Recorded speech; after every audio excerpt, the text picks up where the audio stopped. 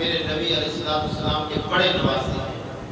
قربان جو سب سے بڑھ کر ان کی شان تو یہ ہے، میرے نبی نے نام بھی خود رکھا ہے اپنے لعاب دہن سے، میرے نبی نے کھٹی بھی خود عطا فرمائی ہے۔ سبحان اللہ۔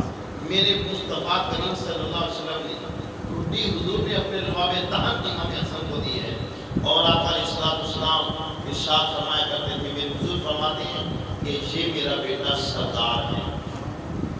اور آپ کے بارے میں روایات موجود ہیں، تو امام حسین علیہ السلام کہہ رہا کہ حضور کی کوئی مبارک کیا ہے نا، امام حسن کی موجود ہے، مشکاش کی بھی موجود ہے۔ تو آقا علیہ السلام نماز پڑھتے نا، تو امام حسن آ کر آقا علیہ السلام کی پشت مبارک پہ سوار ہو جاتے ہیں۔ اتنی دیر تک حضور سر سجدے سے نہیں اٹھاتے تھے جتنی دیر تک امام حسن خود نیچے نہیں اتر جایا کرتے تھے۔ اور پھر یہ بھی بات مشکات میں موجود ہے، آقا علیہ السلام رکوع میں جاتے نا، تو امام حسن سامنے آ جاتے، اور کبھی کبھی کیونکہ ابھی بچپنا تھا، آقا علیہ السلام کے دونوں ٹانگوں مبارکوں کے سامنے آ کے بیٹھ جاتے نا، اتنی دیر تک میرے نبی رکوع سے سر نہیں اٹھاتے تھے جتنی دیر تک اپنی مرضی سے امام حسن خود بہت چلے نہیں جایا کرتے تھے۔ اور آقا علیہ السلام ان کو اپنی گود میں بٹھا کر میرے نبی خطبہ ارشاد فرمایا کرتے تھے۔ اور امام حسن آقا علیہ السلام کی جیسی سواری امام حسین نے آپ کے کندھوں پہ کی ہے، ایسے میرے مصطفیٰ کے بڑے نواسے امام حسن نے بھی میرے نبی علیہ السلام کے کندھوں پہ سواری کی ہوئی ہے۔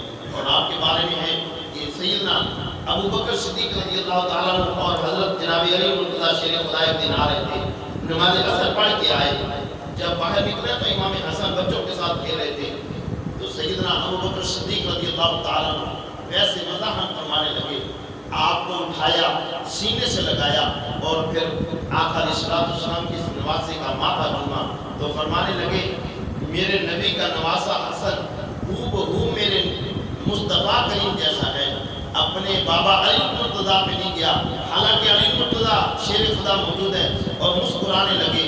اور ابو بکر صدیق فرمایا کرتے تھے، فرماتے تھے جب ہم امام حسن کو دیکھتے ہیں میرے مصطفیٰ کا چہرہ ہمارے سامنے آ جاتا ہے۔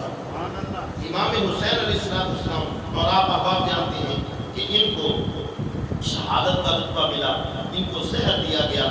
آج کچھ احباب کہتے ہیں کہ ان کی جو زوجہ تھی انہوں نے زہر دیا، حالانکہ یہ بات اس کی سند کوئی نہیں ہے، روایات میں موجود نہیں ہے، یہ من گھڑت بات ہے۔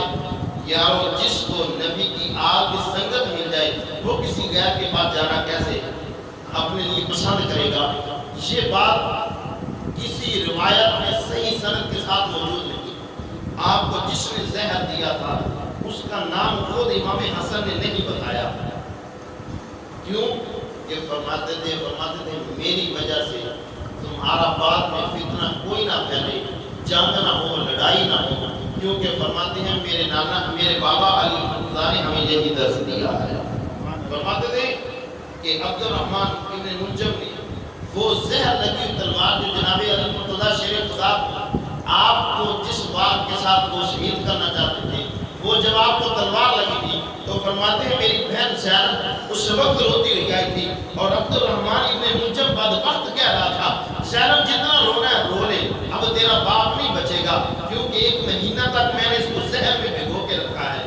تو جناب علی مرتضیٰ شیر خدا سن رہے تھے، لیکن آپ کے صبر کا یہ امتحان تھا کہ فرمانے لگے میرے بیٹو یہ بات سن کے کہیں غضبناک نہ ہو جانا اور اس پہ وار نہ کر دینا۔ فرماتے تھے اسے گرم کھانا کھلاؤ، ٹھنڈا پانی پلاؤ، اگر میں ٹھیک ہو گیا تو بدلہ لے لوں گا، ورنہ میرے بیٹو کسی نے اسے معاف نہیں، لوگوں کو پتہ چلے نبی کی آل کا صبر کتنا ہے۔ اور امام حسن فرماتے ہیں کیونکہ امام حسین علیہ السلام نے پوچھا تھا اے میرے بھائی بتا تو صحیح کس نے یہ کام کیے، کیونکہ آپ کو 3 مرتبہ زہر دیا گیا، اور روایات میں موجود ہے کہ آپ کی انتڑیاں کٹ کے منہ کے ذریعے باہر آنے لگی۔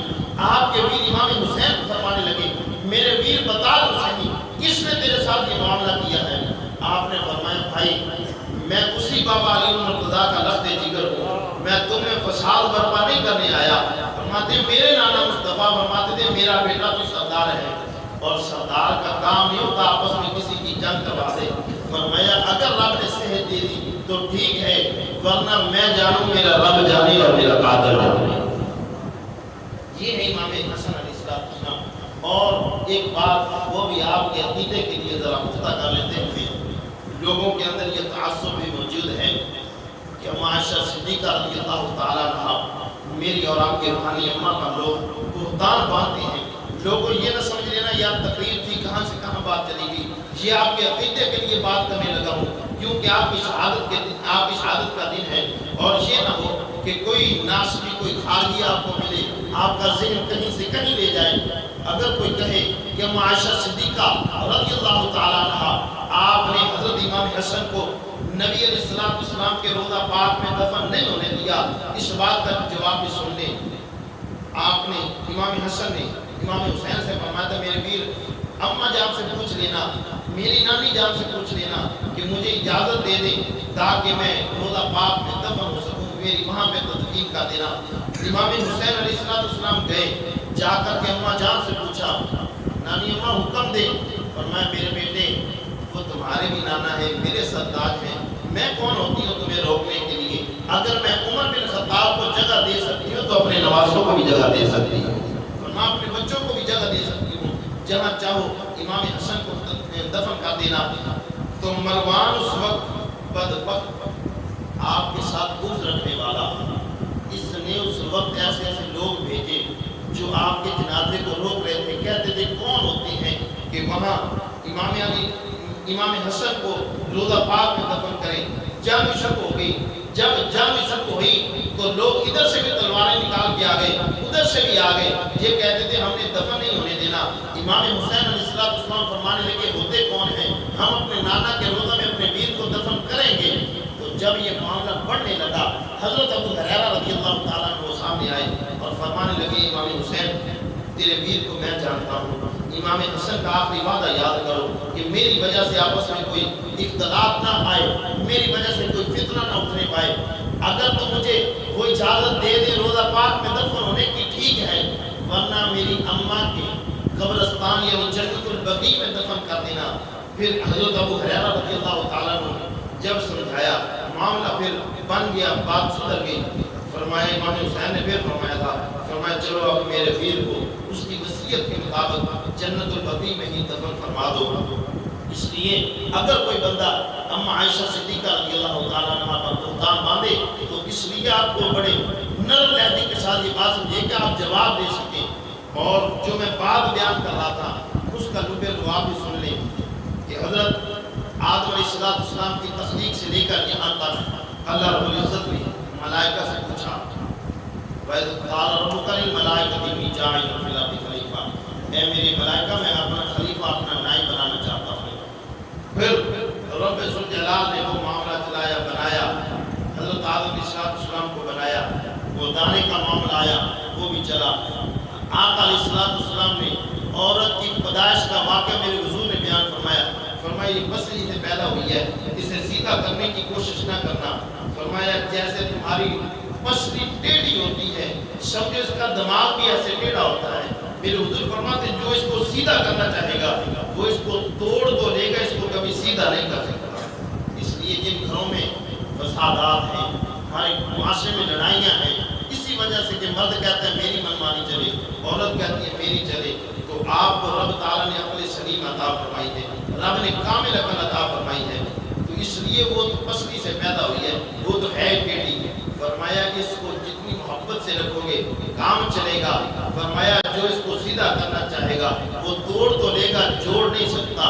तो ऐसे घर टूटते हैं। तो तीसरी बात इसमें अल्लाह रब्बुल इज़्ज़त ने कलिमात भी सिखाए, फिर तरीका भी सिखाया, फिर वो कलिमे भी सिखाए। फरमाया कोई ऐसे माफ़ी मांगे मैं रब माफ़ कर दूँगा। इसमें आपके अक़ीदे की बात आ गई। हज़रत आदम अलैहिस्सलाम 300 साल हुए, रब ज़ुल जलाल की हुज़ूर दुआ कबूल न हुई। एक दिन अपने नबी का, मेरे और आपके करीम मुस्तफ़ा अलैहिस्सलाम का वसीला पेश किया, मेरे और आपके करीम रब ने फ़ौरन तौबा कबूल फरमा ली। इसलिए जब कभी भी मुश्किल आए